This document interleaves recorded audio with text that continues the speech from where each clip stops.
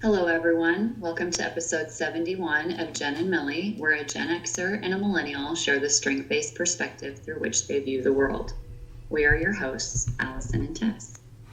Hi, Tess. Hi, how's it going? It's been a little while. It has been a little while. Have you been writing down your strengths every day?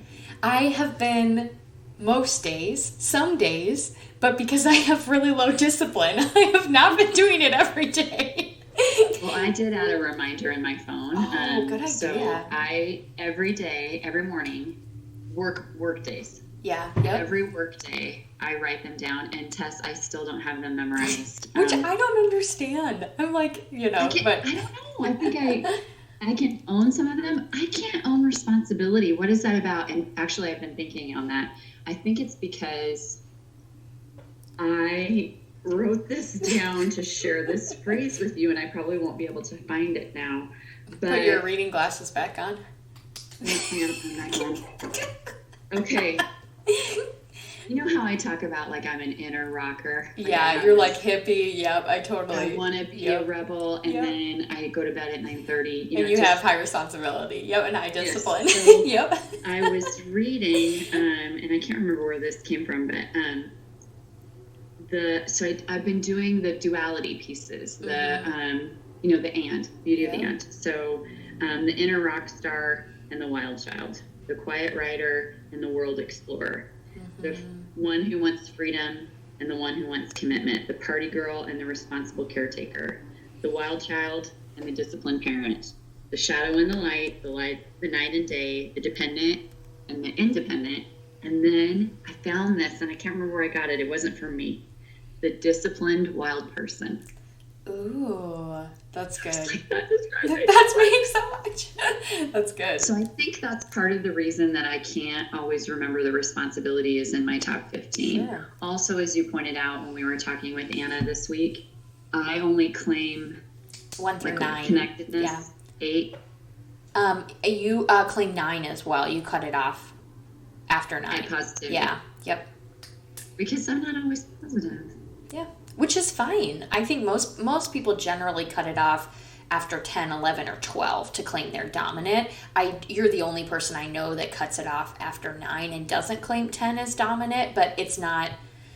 I mean, if that's you, that's what I love about the exercise, right? Because you're 34 and assessing your full set of strengths is very scientific, right? Very valid, very black and white, right? This is you, unless you're going into it obviously with some bias. But the reflection of identifying dominant, supporting, and lesser talents is a little bit of a personal self-reflection judgment call. And so I would say, and I think that those lines, as much as we do draw lines, right, I think there are times and seasons in our lives where those lines can shift a little bit, right? So there comes the time, right? So we're in the middle of a global pandemic. There are major issues of injustice being brought to light. There is death all around us. There are germs all around us, right? So obviously you probably don't want to claim positivity as dominant, but there might be other seasons in your life where positivity is always you for a period of time, right? So I think that those probably can fluctuate a little bit, right? Because they are self-ascribed boundaries, right? We are the people who draw the lines. There are great instructions from Gallup about asking questions about, is this always me? And asking, or saying this is never me, right? But those lines we draw ourselves, and we're not the best, scientists on our own self, right? We have very clouded judgments on our own talents. And so I think that we draw the lines, but I think those lines should be drawn in pencil because there are times when they might get adjusted or moved around. They're not going to all of a sudden be cutting off at 15 for your dominant themes. They're not all of a sudden going to be cutting off at 7 probably, right? But somewhere between 10 and 13, 9 and 13 generally is where people draw the line of dominance. And so what I was going to share with you is that I think I would claim positivity during this time because the phrase "we can do better" is something that I keep saying out loud. I keep speaking on behalf of the organization with that language. Yep. And I've been thinking a lot about my own personal journey in learning and how positivity says to me intrinsically Allison, you can do better. Yeah, that's good. And there is more to learn and more to do. And I know that we kind of talked a little bit about this is a very illuminating time. Crisis is a great revealer, as we've talked about. That phrase, boy, thank you, Simon Sinek. But I think that one of the things that I really want to give appreciation and gratitude to you for, Tess, is that you have, I like to call you Professor Tess because you are a gifted teacher, but you are such a gifted example to me. And I know that racial injustice has been advocacy work that you have been doing for over 8 years. You have been one of the best examples to me, walking through your faith, walking through your values, walking through you as an individual and as a person, to really consider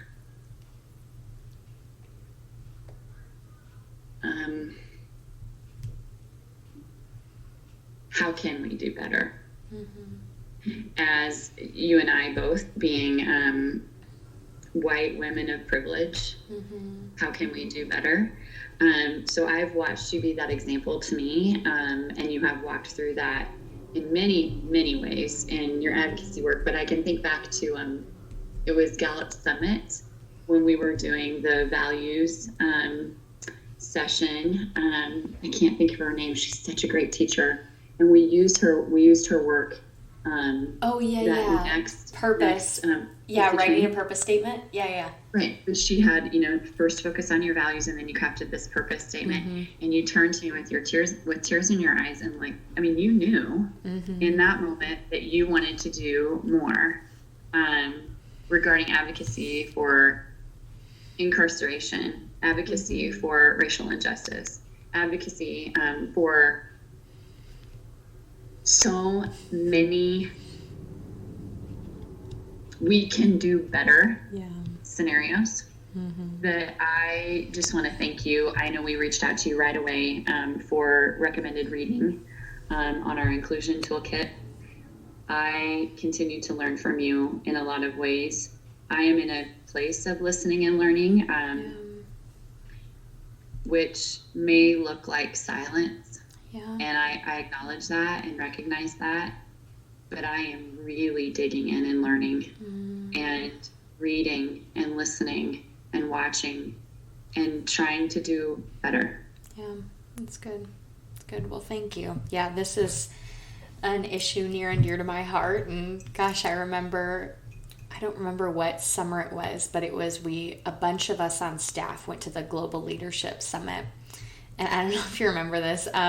It was long before the movie Just Mercy came out, and we've talked that's one of my favorite books, and it became a movie this past winter. It's now available on Amazon for free because of all that's going on. They made it a free resource for people to watch because it's based on real life stories that have actually happened. And it was written by Brian Stevenson, who is the founding member of the Equal Justice Initiative and serves as the executive director, which works primarily with inmates on death row that weren't given a fair trial or had a lot of implicit racial bias going on in their jury, which resulted not in a fair trial, or wrongfully convicted people, as well as people that didn't get a fair trial that were guilty.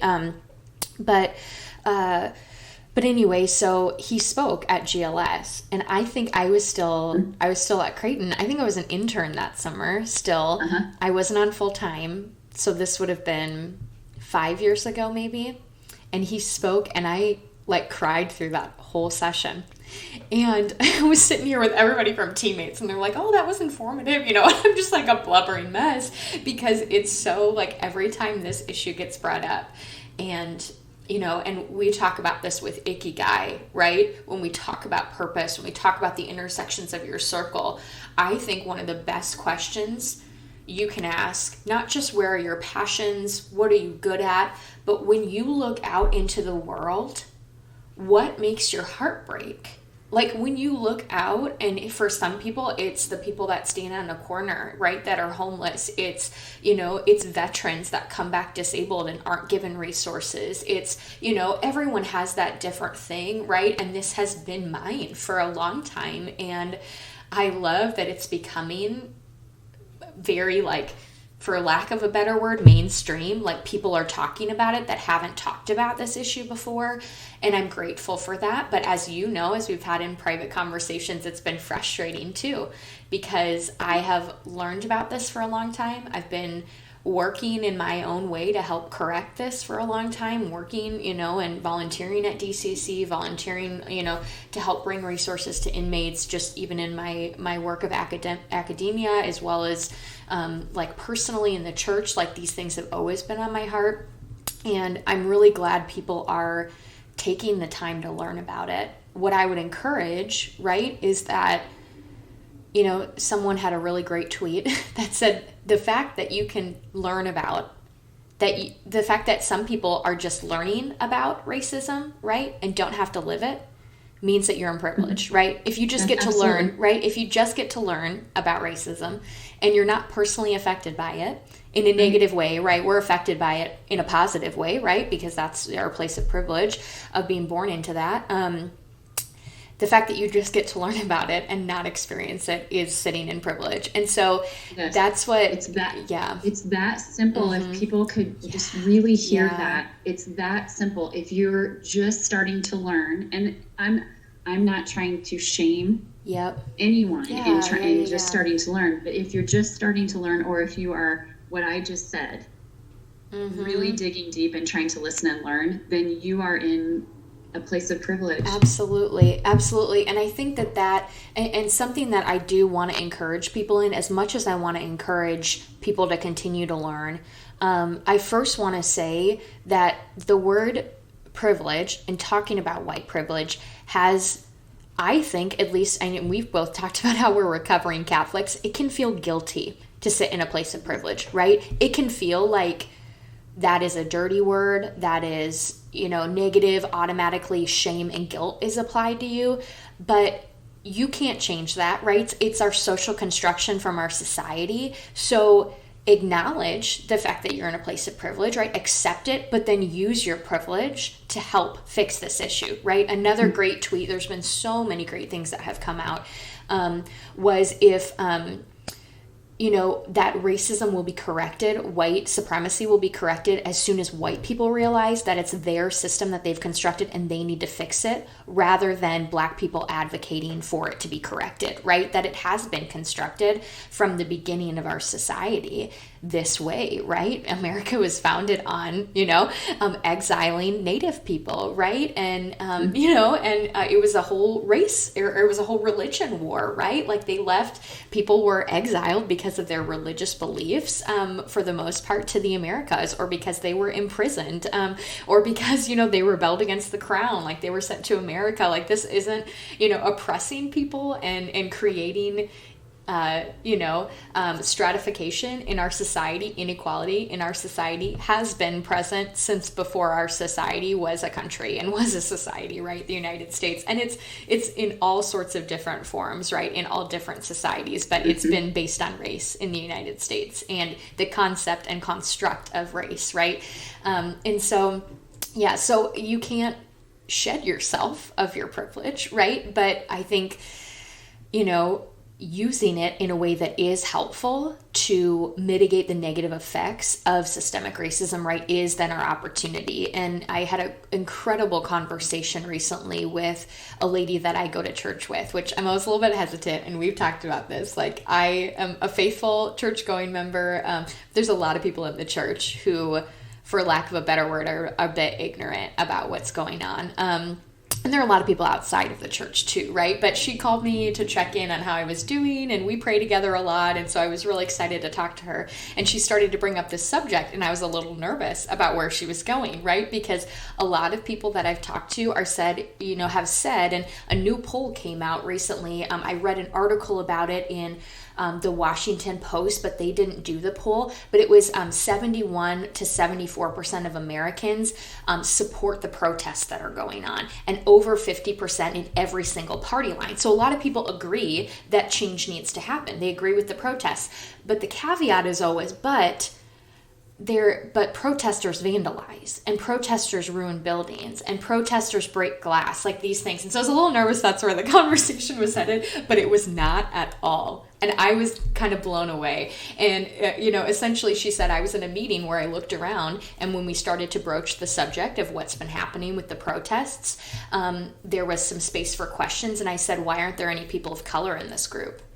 And the leader kind of stepped back and was like, oh, and it was uncomfortable, and she didn't get a great response, but it was the question on her heart, and she asked it. And so I was like, I am so proud to be your friend. But what we talked about was like, and this is a kind of a Christian analogy, which is always a good reminder that the views expressed in this podcast are exclusively our views and not a Teammates Mentoring Program at large. But this is kind of a religious illustration. But we talk all the time about if you know the gospel, if you know Jesus, right? If you've, declared your faith, you've been baptized, you've declared your faith in some way, you are then held accountable to the gospel message. So serving the poor, right? Not lying, not killing, whatever it is, like, those sorts of things, living righteously, praying, things like that. But if you have declared the gospel in your own life, you can't hold other people accountable to it if they haven't done that in their own life. Right? So I can't hold my neighbor accountable who doesn't know Jesus. I can't hold him accountable to the ways of Jesus because he doesn't know Jesus, right? Like, it's as simple as that. The same is true for people who don't understand privilege and don't understand the role of race in our society and systemic racism. If you don't know, I can't judge you for that because you've never been enlightened to the fact that this is so incredibly embedded. But once people start to realize it, then we get to hold them accountable, right? So your steps of learning, Allie, are incredible, and I'm so grateful you're doing it. Now I get to say, what actions are you taking as a result, right? How is this learning transforming you and your behavior? How is it, is it bringing you to vote? Is it bringing you to support Black businesses, right? Is it propelling you to call your representatives and demand justice, right? A Black man was killed in the Old Market in the protests, right? I have been on the phone with the DA and the mayor and signing petitions, right? Because I know that would not have happened if racism didn't exist in our society, right? And so that's the beautiful thing is, right, once we acknowledge our privilege, we get to use it. But then another beautiful tweet that I heard, and then I'll get off my soapbox, was somebody that was talking about, steps you can do to be anti-racist, right? Because saying, Dr. Ibrahim Kendi is wonderful. And I put a couple books of his on. I have been absolutely, going through everything that he's ever written and just... It's so great. Appreciated. And he was on Brene Brown's podcast, Unlocking Us, if you want to listen to that episode. But he came out with a new book this past fall, and it was part of my social justice book club. If you can't tell, I'm a geek and love this kind of stuff. Like, I have a book club of people that are very passionate about justice issues. And we read his book. I think it was our September or October book club. It had just come out, I think, in July of last year. And so we read this book, and his whole idea, he's very technical. He gives a definition at the beginning of each chapter of the book, which is wonderful, to be really clear and explicit about it. And so essentially he said there's a lot of people who say, well, I'm not a racist. And being not a racist is not enough, right? Because it's so embedded within our system that neutrality actually means you're complicit with it, right? It's guilty by omission.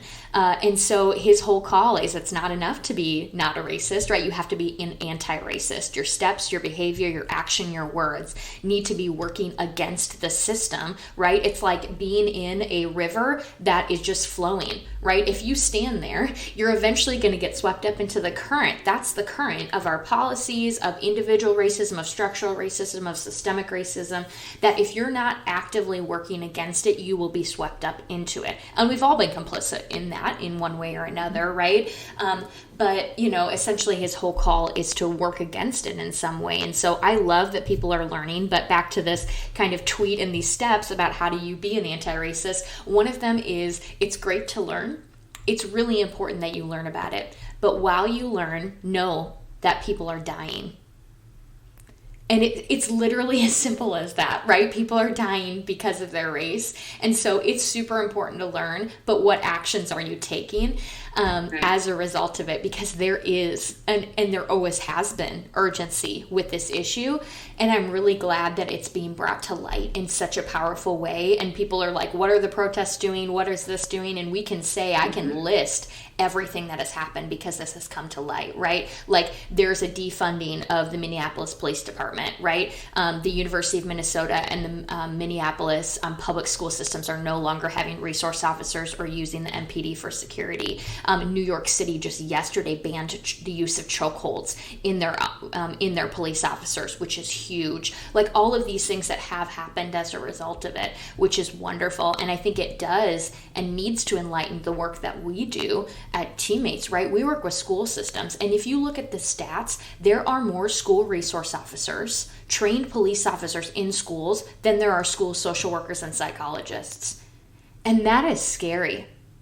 That's really scary. That instead of having the resources that people need to correct some of the things that lead to incarceration in our society, we're putting a police officer in schools. And school safety is important. Safety is one of our core values, right? But if we want to talk about people actually being able to reach their full potential, we should be funding a school social worker or a school psychologist in schools rather than funding putting a police officer in schools, in my opinion. Again, views and opinions expressed in this podcast are exclusively ours, but I'll get off my soapbox. I could go on and on.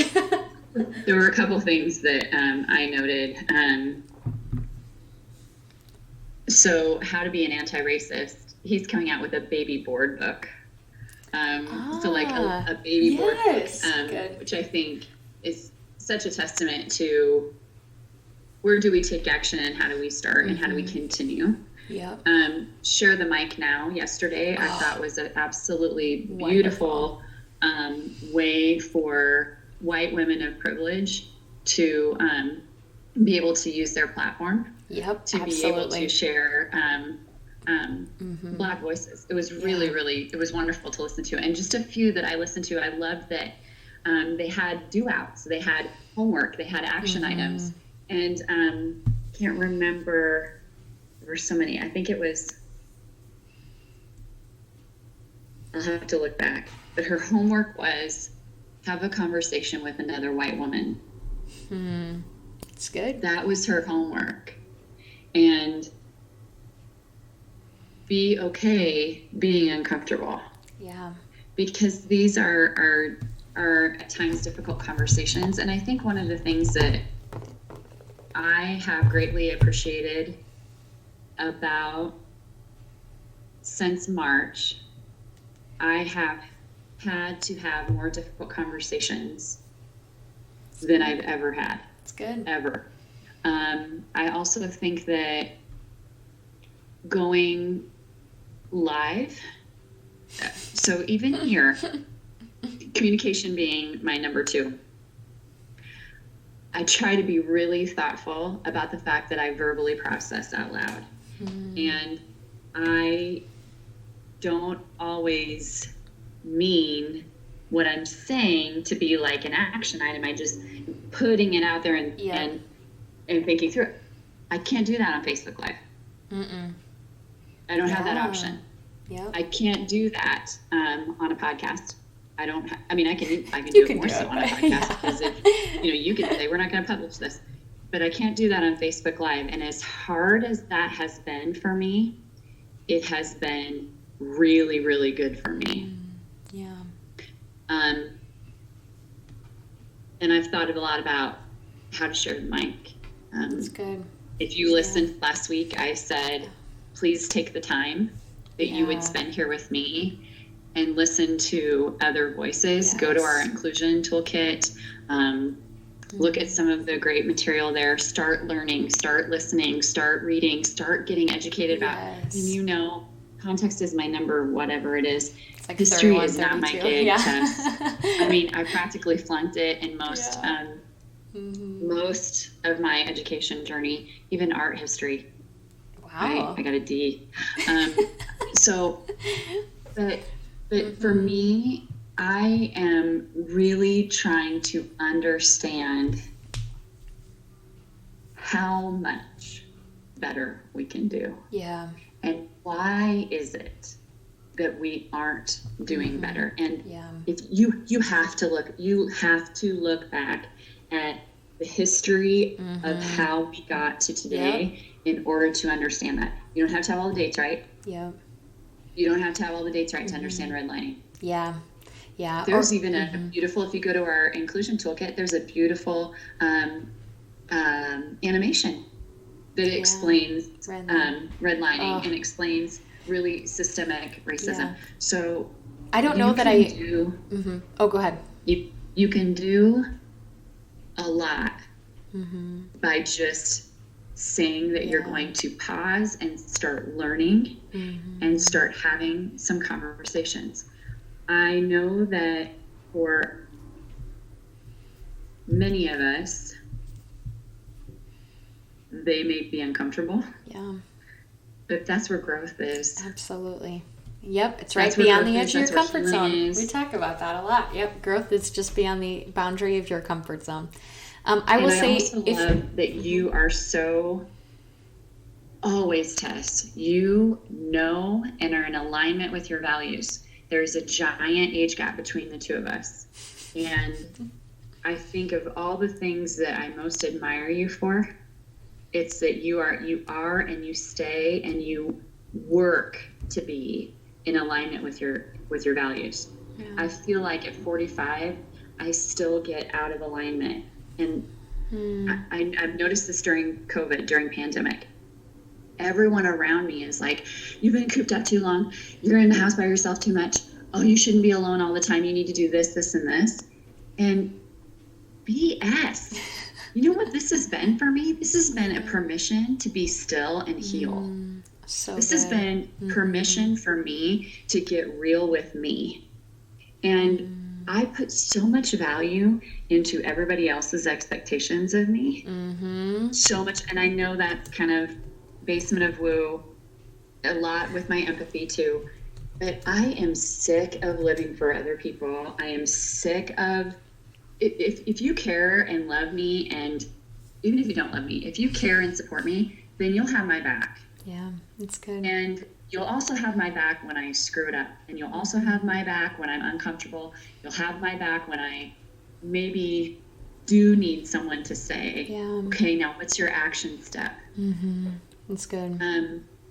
Because that's a circle that everyone deserves to have. Yeah. It's not a safety net. It's like a circle of encouragement and unconditional love and support. And accountability, right? Like built-in accountability for it. And I think that's what a lot of people are missing, right? And when we look at our circles are often comprised of people who look like us, who've walked through similar experiences as us. And so I think that that's an actionable step, right? Look at your circle. Who are the voices you're listening to? We've talked on the podcast before about your board of directors. What is the demographic of your personal board of directors? Do you have people with different life experiences, different backgrounds, different races and ethnicity, right? Different socioeconomic statuses around your table, right? Naturally, you're going to have similar people around your table. That's the sociological phenomenon of the comfort of sameness, right? We gravitate towards people who have similar backgrounds as we do, but we aren't going to grow if we don't start to listen to other voices and other lived experiences, especially in this area. And you're right. I think part of why this has hit me is because I understand history and I love it and I sit in it and I see how it's been transformed. But all of us do have a duty in order to do that same thing, whether or not we naturally have high context. And I think one of the things that's been most illuminating is there was a graphic that went around with charted dates. It was kind of like a bar graph, but it almost looked like a speedometer, and it showed the history of racism, or the history of slavery, the number of years of slavery, and then it had the number of years of segregation, Jim Crow era, and then it had from segregation to the present. And the proportion, when you simply look at it, is profound. right?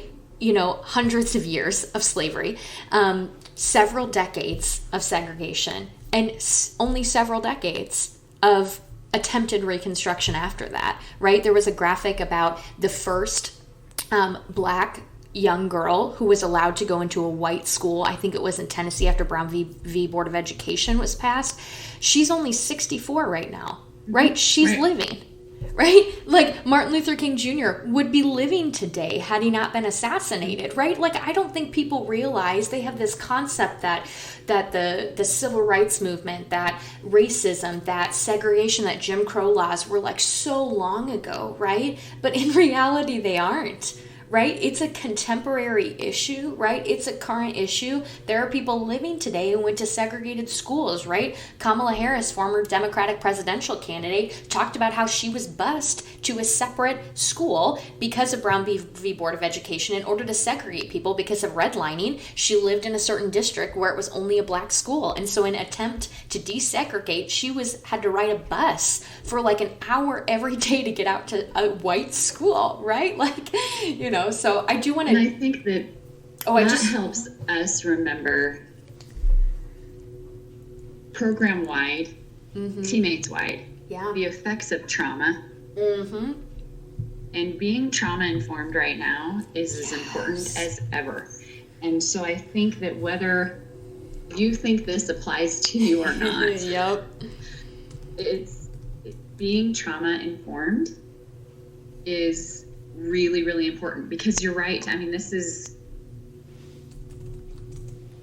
not that far away history. Yep, totally. And I also wanted to note, when we talk about mental health, when we talk about well-being, when we talk about caring for people, right, racism is listed as a disorder in the DSM, right? Like, it is a mental health issue, and people experience trauma every single day. And the fact that this is becoming an explicit conversation, the fact that unfortunately our society has politicized it along political party lines, like these sorts of things, like if you know a person of color in your life, be brave enough to ask them how they're doing in light of this, right? Like, there's this idea that, and we are such like children of the colorblind rhetoric, which is so destructive, that I think we have cowardice when it comes to actually engaging in conversation about it. And so reach out to people that you know. If you are a coordinator, reach out to your mentees. And I don't want to give a bunch of, action item steps, but people are experiencing trauma because this conversation has become explicit, right? And they've lived through being a negative beneficiary, right, or a negative recipient of racism, right? It comes back to the whole idea that if you just get to learn about it, you're coming from a place of privilege, right? If the people that have had to live this, right, all of these things are percolating back up to the surface because of this, and I'm grateful for that, right? Because we've talked in the past that things can't be healed unless they're exposed. Like when you think about a wound, or a scab, until something is exposed, it can't be healed. So I think this is a step in healing for our country and for our society, but it's painful, right? When wounds are open, when they're left open to fester before they can get to healing, they have to bleed out and they have to fester, and it's painful, right? And so have at the conversation. Same time that there are old wounds, there are new new wounds at the same time. Like this time frame.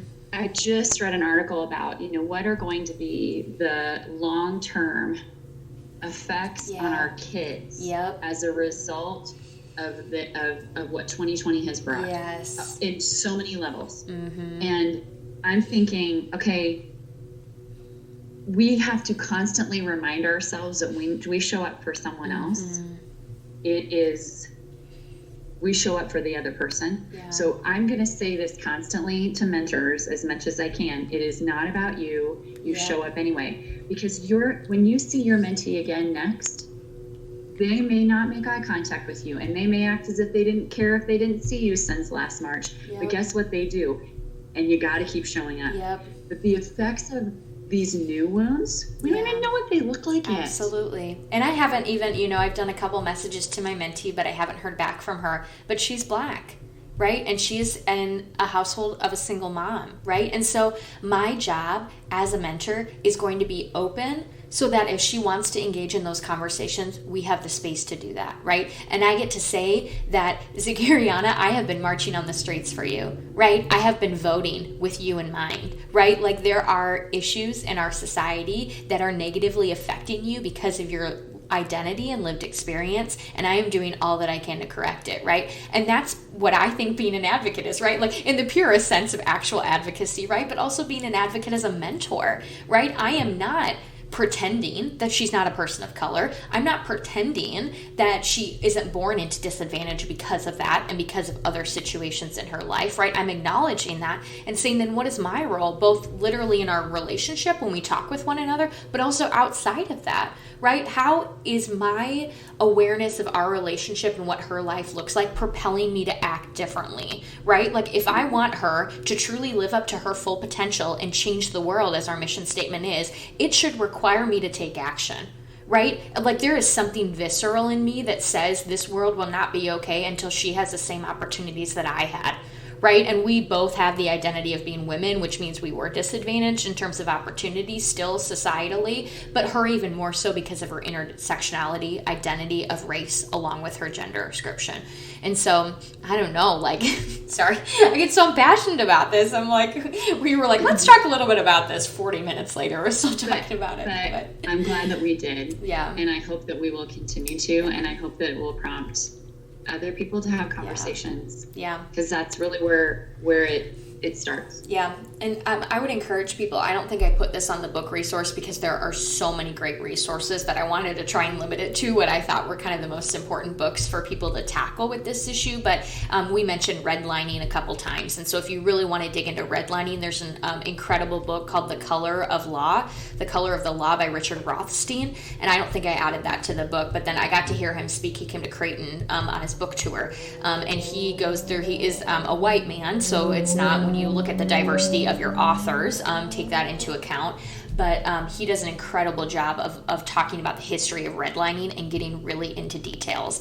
And, you know, I know we have listeners from literally all over the map, no matter where you're at, especially though if you're centered in urban areas, you have either benefited or been afflicted by redlining. And so acknowledge that. And we know that Omaha, Nebraska is still one of the most segregated per capita cities in the country because of the effects of redlining.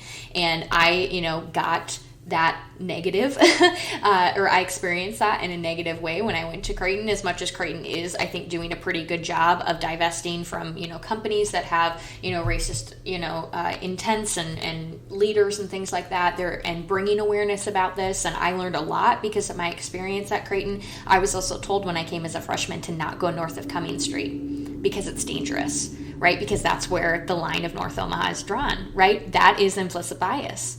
Right? That is racism in action, that it's quote unquote not safe because that's where North Omaha starts, which is where the redlining was cut off for African Americans to live, right, in the city. So, it's bad. It's in every area of our society and we don't realize it, right? But our job is to learn, our job is to reflect. And then I would encourage people too, one thing that I wanted to say, because this is my own experience, is I have a tendency to not want to take action until I know and understand, right? Like I want to learn and read all the books and come to an understanding before I feel comfortable to step out and take action.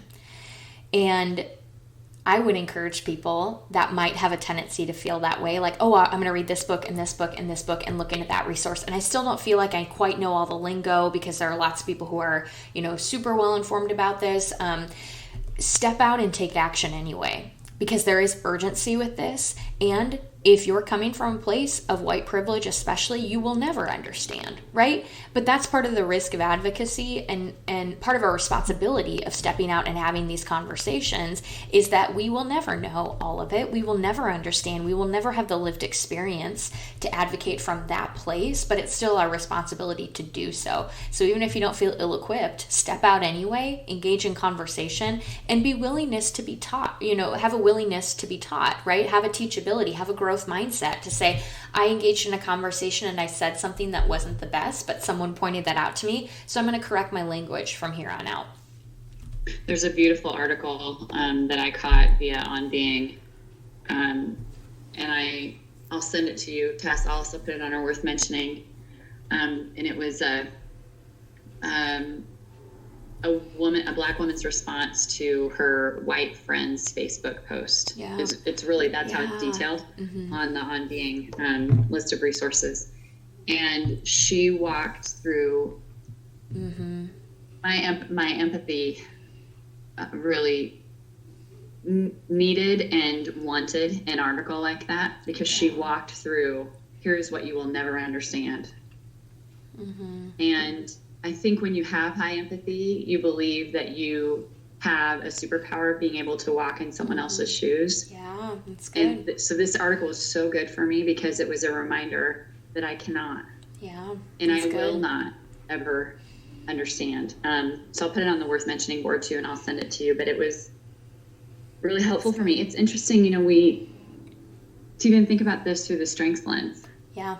Yes, I think that that's something that I love, even just for an actionable item for people, is to reflect on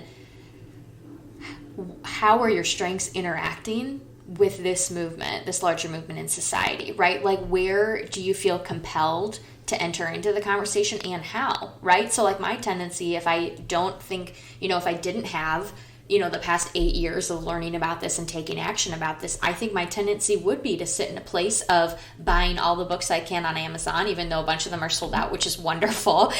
Such a good problem to have.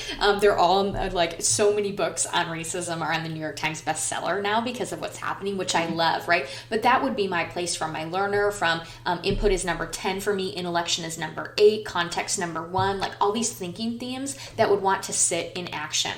But the interesting thing, right? And you talk about the empathy, and your empathy being kind of this superpower to step into another person's shoes, even though in this situation you can't ever fully. My empathy, right, has done, which I don't claim it a whole lot. It's 9. It's dominant, but I don't necessarily talk about it a whole lot, because I think my thinking themes tend to dilute it. But my empathy, and you have walked with me through this, which I have to call out your empathy, your connectedness.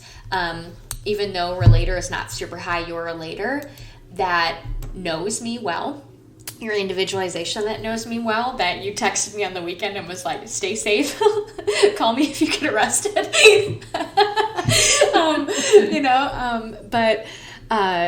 Calling that out and acknowledging that, because there's another great, tweet, gosh, so many resources. Here's my input in action, like this resource and this resource and this tweet, which I don't claim my input a whole lot, but that said, activism looks different for everyone, right? Some people will post, some people will be on the streets, some people will be writing and calling into their elected officials, some people will be supporting others that are on the front lines. And so I am grateful for, your support in that, and you knowing what I need when I need it. But when I think about claiming my empathy, because this became so overwhelming in the media, my empathy went immediately into the basement. And I couldn't get through a conversation last week, without crying, because I was so overwhelmed by what people were walking through.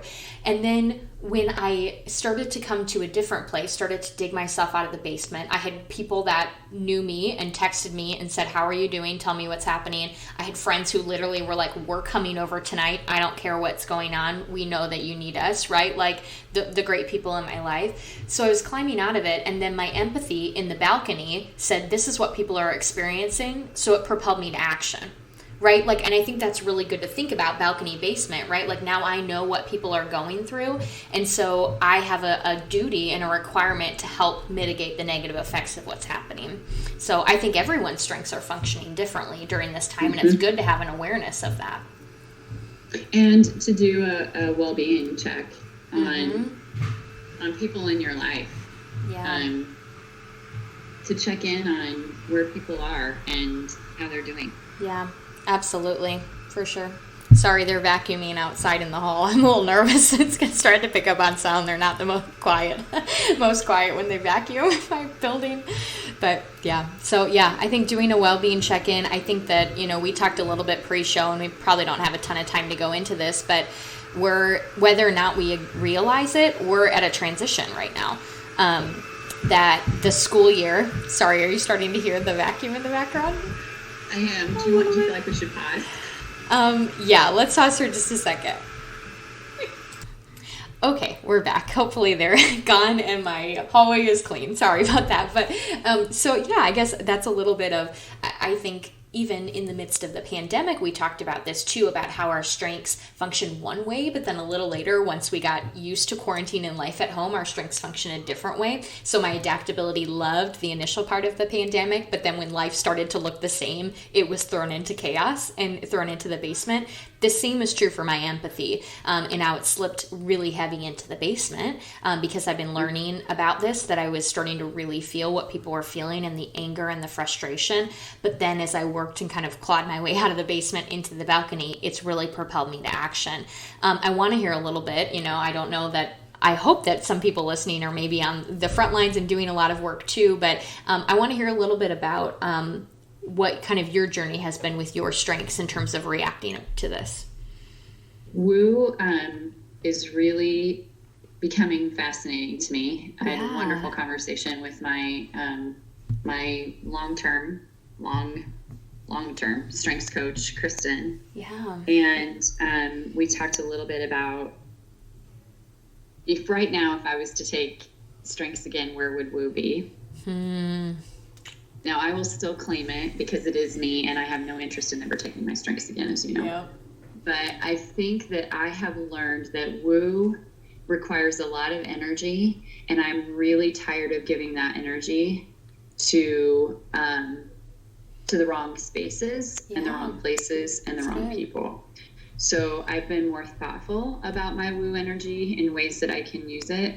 I think people would be shocked to know how much pressure I feel to do a Facebook Live and do it well, because it's 7 minutes that probably nobody's really paying attention to, but in my head, I feel that if I reach just one person and they think, okay, yes, I do need to show up for my mentee, and I do need to be there next, and I do need to be an advocate and be a promise keeper, if that just happens once. And I think I feel that way, Tess, about everything that I do with my job. Absolutely. Every message that I send out. And the basement of Woo, that feels like a lot of pressure to me.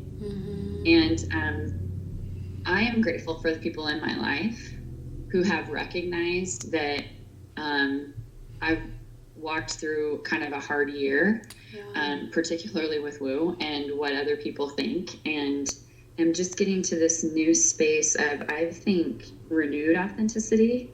And that's so not good. that I don't care what people think, because I do, but I've really started to care more about what I think about myself. Oh, so good. And can I stand in integrity in the decisions that I'm making? Am I in alignment with my values?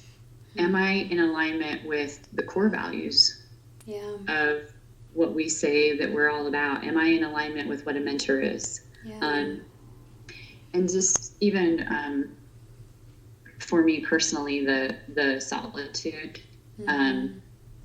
that has helped me to better understand Woo. Absolutely. Because don't get me wrong, I mean, I'm missing the parties. Let me tell you, I'm missing the parties. But I've also realized that, boy, I'm going to be way more choosy about the parties. Because not everyone is deserving of your energy. You only, if you envision yourself, I did this with Lauren the other night, and she was just like, whatever, Mom. Like, is this some moon reflection? By the way, I could go on a long tangent about that, but every night, the moon has been literally waking me, because I don't know if you've noticed this, but the moonrise is at a different time right now. So typically the moonrise is in early evening. So if you're driving on the interstate and you're headed east, you would see this giant moonrise. Except for on Saturday night, it was 10:30, and I look outside and I thought, what? There's a fire? Like, what is happening? And I look, and it's the moonrise at 10:30.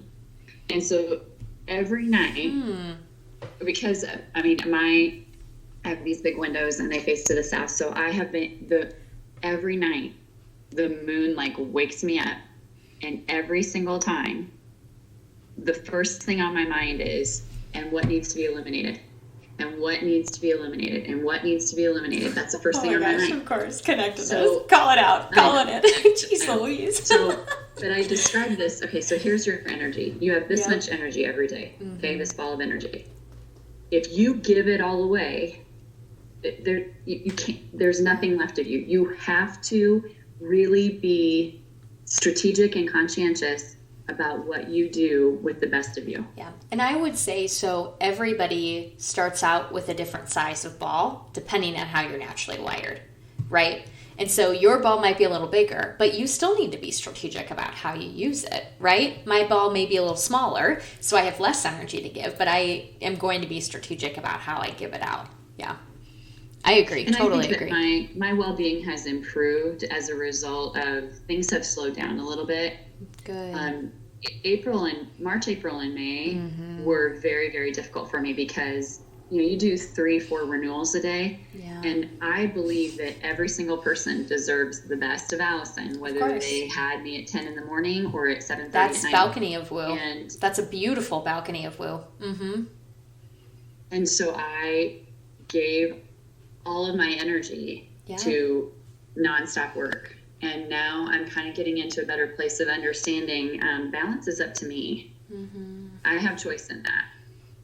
So I can say, you know what, I already have 4 things on my calendar today. So tomorrow would be okay. Or maybe this conversation can wait. Or maybe I don't need to be the person who does this. Yeah. And that has been really huge learning for me. That's good. So my strengths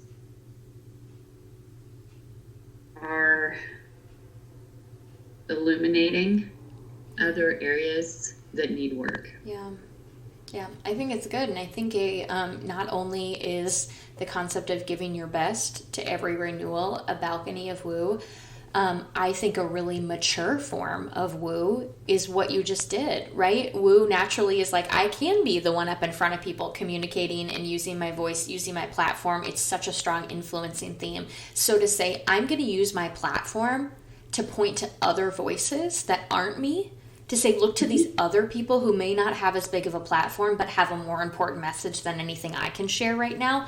That's an incredibly, when we talk about balcony basement, right, is any given moment, is it being used positively, negatively, constructively, or destructively? But then the mature, or the raw mature, lifetime cycle of maturing and growing in our themes. I think a really mature manifestation of woo is to know when to silence your own voice and your own influence, or using your own influence to lift up other people, which is what we saw all yesterday in the Share the Mic Now event, right? Yes. So Share the Mic Now, we alluded to it a little bit, was this incredible campaign yesterday on social media where white women who have high platforms, there were actresses and there were, the gal who created Whole30 was on there, and Brene Brown was on there, like authors and speakers, and there were a couple athletes, like people who have great white women who have incredible followings, allowed women of color, specifically most of them were Black women, to take over their Instagram accounts and talk about what's been happening and use their direct platforms to share the message. And then it happened locally. I follow a photographer, Ariel Pinkwitz, who allowed Rachel D. Fox of Go Go Girl to take over her Instagram just locally as part of the movement as well. So it was this big national campaign, but then there were these local influencers who, white women, who allowed women of color to take over their Instagram accounts. But that's mature woo. Right? But it's also awesome because it's an idea. Yes. Someone had an idea. Yep. I say this all the time. Someone had an idea and they were willing to share it and they made it happen. Yes. Yep, absolutely. I love it. So, and but it's a very similar concept to what you did on Friday. And I want to acknowledge that because you're right. Your woo has run you over in the past year. You have not wanted to acknowledge it. We talked a little bit about how you rag on your woo a little bit, but that is a very mature and a very mature plus balcony manifestation of woo. That says that I have a platform, I have a following, and I acknowledge that. My voice matters, and I'm going to use it for good for people around me. I'm going to point it to other voices of people whose messages help us to understand and reflect upon what's happening. And so while you might think, did I not do enough? Did I not, I'm still learning, I'm still growing. That's good work right there. Like that's work that will help people to learn more and to take further action with their own personal issues of implicit bias, right? Like racism manifests not only individually within people, but within groups, within subcultures, but then also within our whole society, which is systemic racism.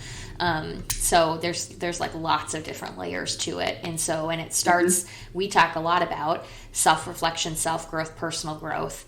So I would challenge everybody to do a personal audit, right? Like, if you've only gotten to just learn about racism and not experience it, you're coming from a place of privilege. So acknowledging that is the first step, doing your own work behind closed doors on your own, doing the work is important, but then also how can you help to be part of the larger solution to dismantling systemic racism, embedded racism, and racism embedded within our systems, policies, and procedures as a government. So there's a lot of work to do, and it seems overwhelming.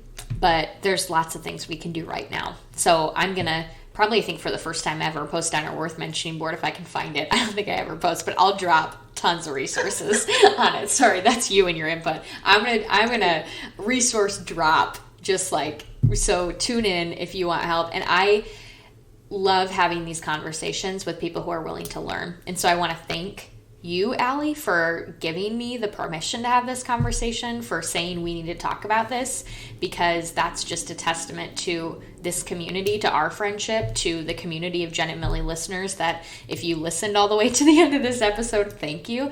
But then also, not only within the space of this podcast, but if you personally are listening and you want to talk more, I would love to engage in further conversations. These are meaningful conversations, and it does create ripple effects of change. And so if you're wrestling with it and you say, okay, when you ask that question, Tess, I realized I'm in privilege. What can I do next? Reach out to me. I'd love to have one-on-one conversations. So, yeah, thank you. Thank you for this conversation, for the permission, for the space. Thank you, everyone, for listening. And yeah, our action item, I would say, to be reflect on your own space of privilege, your own interaction with systemic racism or individual racism, your own reaction to what's been going on, and then how have your strengths been manifesting in the midst of it. So kind of the action items. Cool. Alrighty, well, with that, I suppose I should wrap us up, probably. Thank you, everybody, for tuning in to episode 71 of Genn and Millie. If you enjoyed today's conversation, consider sharing this episode with a friend. To interact with us and share your responses to the questions and action items we post in this episode, one of the best ways to do that is to follow us on Instagram at Genn and Millie. That's at GENNANDMILLIE.